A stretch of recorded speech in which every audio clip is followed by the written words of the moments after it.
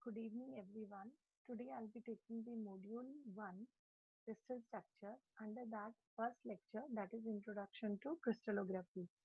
Now we know that there are three states of matter: solid, liquid, and gases. We know that solids do not have a definite shape, they have a definite shape and size and volume also, but when it comes to liquid, they will have definite volume but no shape size. And similarly, when it is gases, they will have only volume. But here in this crystallography, we will be doting only on the solids, and these solids are classified into three type of categories, that is single crystal, polycrystalline, and amorphous solids. How do they vary from each other? That is, all are crystalline structures except this amorphous solid. But how do they, on the basis of crystallography, how do they differ from each other? Let's see that one by one. So the first one, we will talk about the single crystal. As the name says, this is one crystal. This will consist of the one crystal.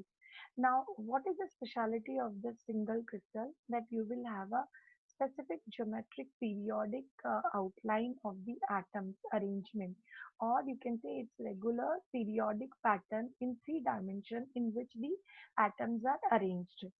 And this order, or this order of geometric style of atom periodic pattern will exist in the immediate neighborhood as well, and over the large distances. That means it will continue for the long distances, the periodicity among the atoms, which will correspond to several layers of atoms. So they possess both short range as well as long range order. Normally single crystals are characterized by long range order, but if there are some short range order, they will also be considered within the single crystals. Now, this point is a very important point, that why do we call single crystal as anisotropic substance? So just have a look at this diagram. When you look at this diagram, here you can see that this is one single crystal of some shape, some irregular shape. The atoms are arranged within it here in one particular style. That is this, if I take it as an x-axis, then all the atoms are oriented along the x-axis. Similarly, there could be another single crystal where all the atoms would be arranged in the y-axis. There similarly another one could be there, could have been there, where the atoms would have been aligned in the z-axis. So therefore, they are not isotropic because you're not taking a random of all of them. If they were arranged in a very haphazard manner or random manner, then I would have said that this is isotropic substance. But because you will have an average effect from X, Y, Z. But here it is not like this. Either it will be all the atoms will be oriented along x-axis, or they will be y-axis, or they will be z-axis. So they are anisotropic substances. And what are the examples? They are the quartz, alum, and diamond. So these are the examples of the single crystal. So what are the two, three important points about the single crystal? First is that they are arranged in a highly geometric periodic style. Then second one, they have a long range order. Third, they are anisotropic. And fourth are the examples are diamond, alum, and quartz. What are polycrystalline or solids? Now, when you say polycrystalline, poly means many. So they will have many single crystals within them. So can we look at the diagram over here? There is one single crystal, there is another single crystal, there is another single crystal. So polycrystalline solids are made up of many single crystals, such that each single crystal will have the orientation of the atom in one particular direction. So therefore, it is also said that it is consisting of fine grains. Now, these single crystals are also accepted in universally in the physics world as grains, because when they were looked from scanning electron microscopy, so they looked as if they are grains. So we call it them that polycrystalline are considered or they are containing of many grains. If there are many grains, then there is a specific definite grain boundary from each, separating them from each other. So therefore, they consist of fine grains such that the size of each grain is 10 raised to 3 to 10 raised to 4 Armstrong, such that they are separated by well-defined grain boundaries. What are they? Grain boundaries. Now, they are oriented in different direction. That is, each single crystal will be oriented in the different direction. Many single crystal will make it a polycrystalline solid. Each such grain is single crystal of an irregular shape, and these grains are randomly oriented. Hence, it is called as isotropic, because now you'll take an average effect of all of them. So, therefore, it is not anisotropic, it is isotropic. The physical properties do not vary with the direction, because now you're taking an average effect. So, total physical property will be a average effect of all the single crystals. Majority of natural solids will have polycrystalline. Metals are the example of polycrystalline solids. Now there is a feed for thought over here. One question which you have to answer me, and tomorrow you can give me the answer. Are single crystal which are anisotropic different in the physical properties as per their atom orientation? I once again repeat the question. Yeah, when the single crystals are taken where the atoms are arranged in a specific orientation, are they differ from the another single crystal where the atoms are oriented in different yeah, direction? Do their physical properties differ? So now we go to the third one, that is the amorphous solids. When we talk about amorphous solid, it is not at all having a periodic arrangement in a particular geometric style. That's what we expect. It's not like that. They will have a geometric style of periodicity, but it will be having only very short range ordering. It will not have a good long range ordering. That means if I have these two atoms, they may be at a distance of 3 Armstrong. Another one, it looks something like 5 Armstrong. Another one, another it is something 6 Armstrong. Again back to 2 Armstrong. Again some 3 Armstrong, like that. So it's not having the good range of ordering of the periodicity. That is, they are geometrically, yeah, periodically, they are supposed to be there, but the order is range ordering is very less. They maintain a fixed volume and shape, though because they are come under the solids. They resemble solids in their arrangement in the random fashion, but they are called as supercooled liquids. They are highly viscous, and example are glass, rubber, and many polymers. Physical properties do not depend on the direction of measurement, therefore they are isotropic substance. Again, here there will be random orientation, so they are in the isotropic category. One difference between the three I forgot to tell you, or the two, I would say. Single crystal will have a very sharp melting point because it has a very good periodicity and long range ordering, whereas in the amorphous solid, they will not exhibit a sharp melting point. These bonds will rupture faster than these will, they are closer, so they will rupture later. So what will happen? The temperature dependency will be different, and so therefore the melting points will vary.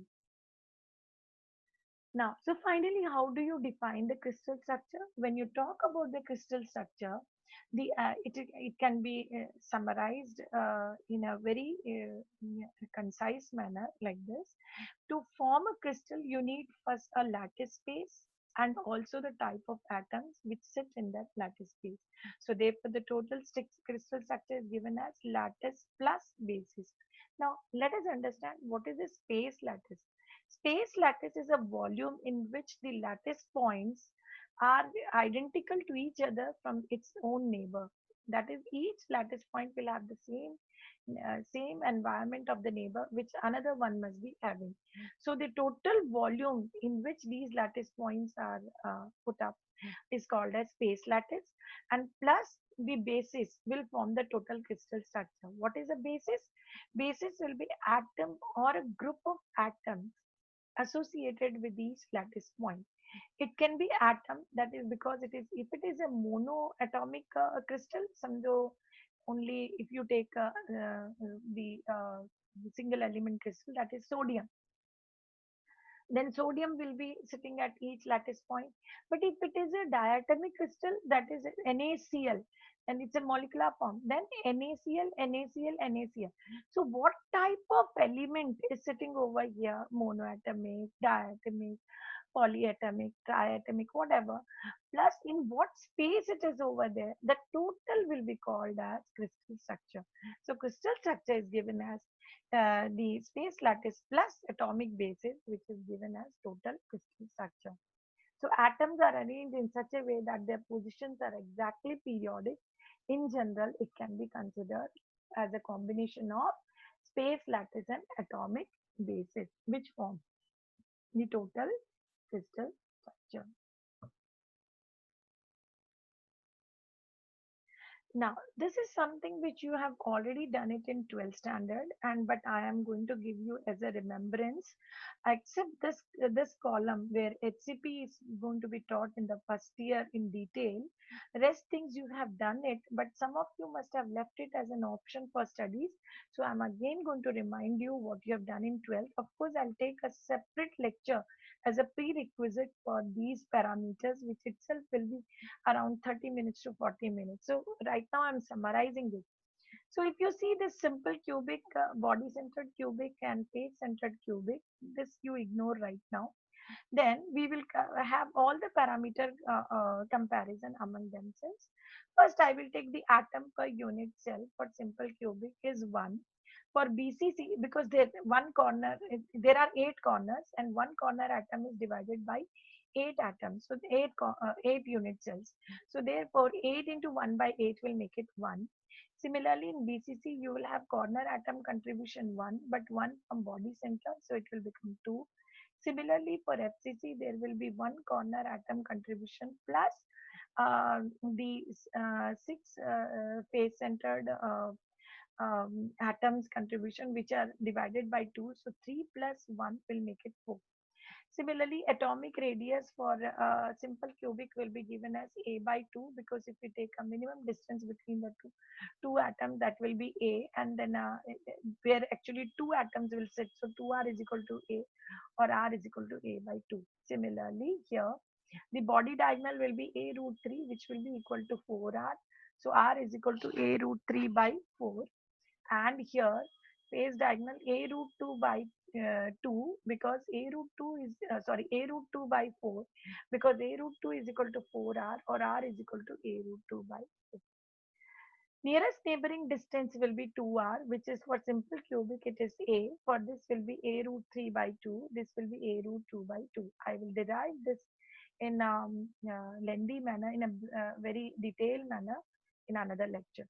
Coordination number, you know that in simple cubic, each atom is surrounded by 6 nearest neighbors. Here, each atom is surrounded by 8 nearest neighbors. Similarly, here in FCC, by 12 neighbors. Atomic packing fraction is you have derived already, which is given as nothing but number of atoms, number of atom per unit cell into volume of each atom divided by total volume of the cubic cell. So that comes out as 0.52 for simple cubic, 0.68 for BCC, 0.74 for FCC. When you multiply by 100, you'll get packing efficiency 52%, here 68%, and this is 74%. Now that means if you 100 minus 52 means 48% is a void, 100 minus 68 means 32% is a void, 100 minus 74 means this is 26% void. So this happens, FCC happens to be the highest packing among all the cubic structures. And density, which we'll be deriving soon, will be, right now you have to take it as it is on the face. So this will be the density one. How do you derive it? The derivations is going to be discussed in the next slide. Now this derivation we have never done in the 12th standard, that is calculation of lattice constant A, or I would say that relationship between A and rho, that is lattice constant A and density. Consider a cubic lattice with A as each side. Now when you say A as each side means I am having cubic structure. So my length will be A, breadth will be A, my width will be A. So when you have all A, I can always say that a cubic lattice with A parameter. Let V be the volume of the unit cell and rho be the density of crystal. So V will become inherently A into A into A cube. So therefore, the mass of each unit cell will become very easy because it will be nothing but volume into density, but volume is A cube rho. So therefore, you keep it as equation 1. Now, if small n denotes the number of atoms per unit cell, then m denotes the molecular or atomic weight of the crystal. This small n is nothing but this one which we calculated in the previous slide. The small n for Sc is 1, BCC 2 and FCC is 4. So this small n will be denoting the number of atoms per unit cell. Capital M denotes molecular or atomic weight of the crystal and capital N denotes Avogadro's number. Then mass of each molecule, which we have done lot of calculation in 12th standard, is given as M by N. But this is each molecule. But in molecule, how many number of atoms are there? So mass of how many molecules per unit cell are there? So therefore, mass of one unit cell will be total number into M by N. Comparing these two equations, because these both are nothing but mass of unit cell. This is given in terms of A cube rho. This is given in terms of number. So A cube rho is equal to Nm by N, or A cube is equal to Nm by N rho. This rho is missing over here. You take this equation, or A is equal to cube root of Nm by N rho. I will stop the lecture over here today. Then I will take over next time.